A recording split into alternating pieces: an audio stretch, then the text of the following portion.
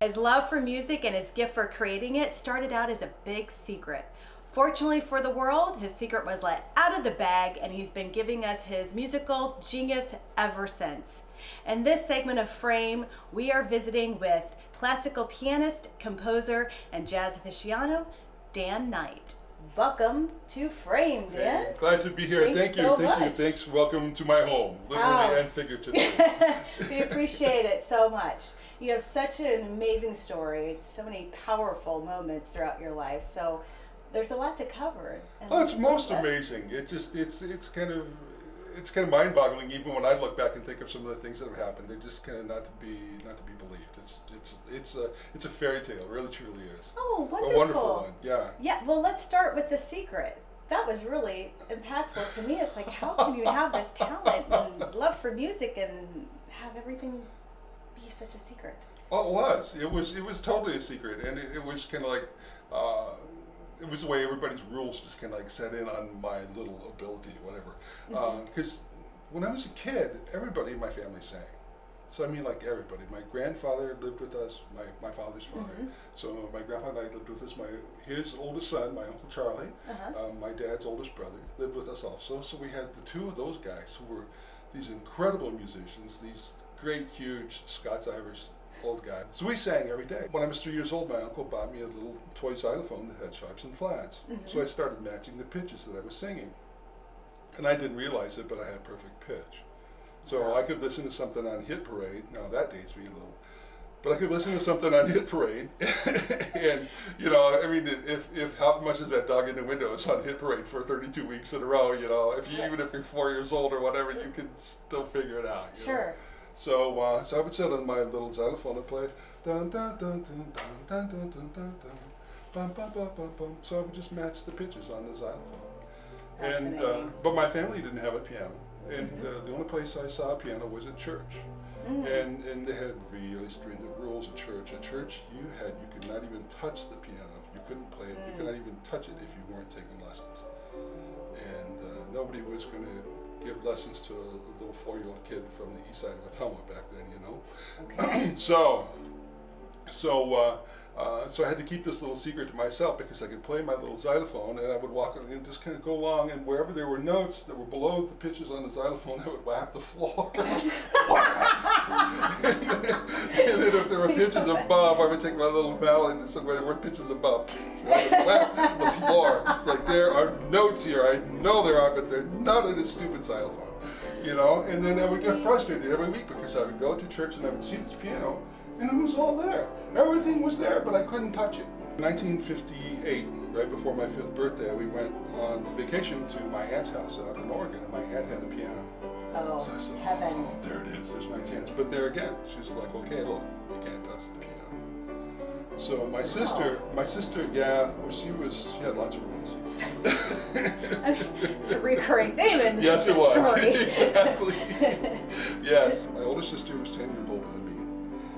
And my cousin, who was about the same age, was taking piano lessons. His cousin, who was taking lessons, was trying to show some things to my sister. So she played some things that she had learned in her lesson. I was standing and watching, like 2 feet away from the piano, but with my hands behind my back. And my sister said, well, let's play the theme from Dragnet. Can we figure that out? So they were playing dun ba dum bum bum ba dum bum bum ba dum bum bum, and I said, that's the wrong note. Oh. She's like, what do you mean? I said, that's not how it goes. Bum ba dum bum bum ba dum bum bum ba dum bum.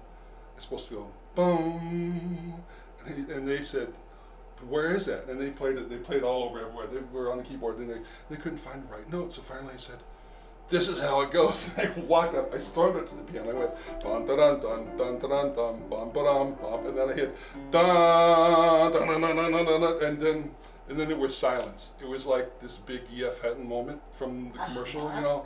All of a sudden, everything just got deadly quiet, and my aunt looked over, and my aunt was stone-faced, and my mother was astounded, and I thought, oh my God, what's going to happen? And so my aunt looks at me, and she goes, he's a genius. And I looked at my mom and I said, does that mean I get a spanking? And my mother said, how many other songs can you play? And then I sat down and I showed her. I said, well, I figured out that that I could play on the black notes. I could play the theme to Wagon Train.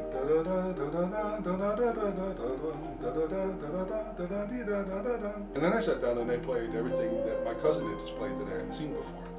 I sat down and played back to my cousin everything that she had just played after she'd been taking lessons for 3 years. My mother made a call when she got home and called her best friend, whose husband was a piano tuner. We bought a piano from him for $25. It was the best piano, the best upright piano that he had. The little old lady who was this fantastic teacher in Ottumwa lived just 2 or 3 doors down from our house, the next block. And she had taken master classes from Paderewski after World War I. He was one of the first big Steinway artists. He was like legendary. So that's how I learned. Now your compositions. The song that I have is called Afternoon in the Rain.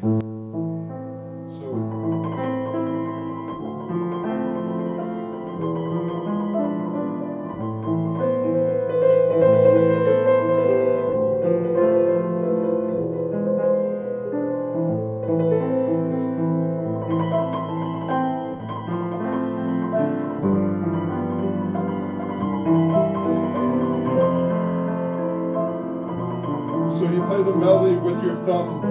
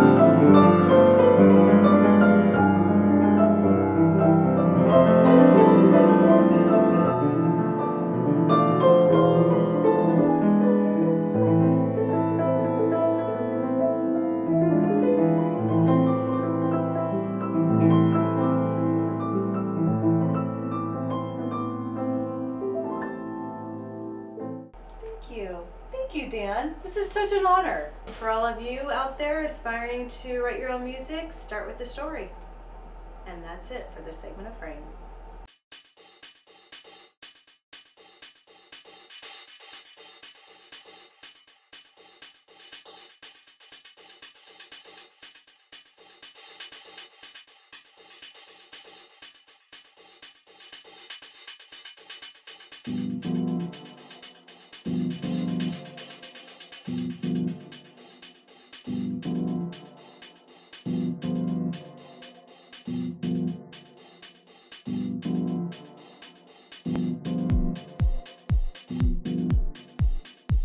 Frame is sponsored by Allegra, Click Marketing Solutions, Style Folio Jewelry,